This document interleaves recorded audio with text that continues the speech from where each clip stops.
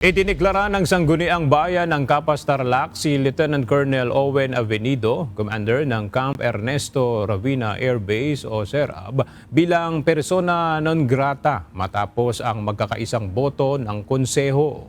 Ito ay kaugnay ng mga reklamo ng mga residente at katutubong AITA sa mahigpit na pagpapatupad ng mga polisiya sa loob ng kampo na umano'y nakakaapekto sa kanilang pamumuhay at access sa mga pangunahing serbisyo. Iginiit naman ng Philippine Air Force na mananatili si Avenido sa kanyang pwesto at nilinaw na ginagawa lamang nito ang kanyang legal na mandato na pangalagaan ang military reservation, pambansang seguridad at mga komunidad sa loob ng base.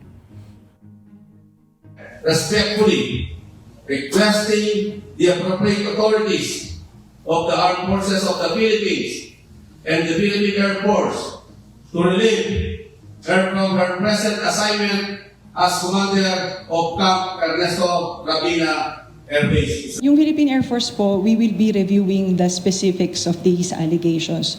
Pero just to inform that Lieutenant Colonel Owen Avenido, in her capacity as the base commander, ginagawa lang po niya ang kanyang lawful na trabaho na protektahan ang base, ang Colonel Ernesto Ravina Air Base. And also, ito po kasi, pagpoprotekta nito, ito nga po yung kanyang mandato, hindi lang po pag-protection lang po ng base, but also the communities na nakatira po doon.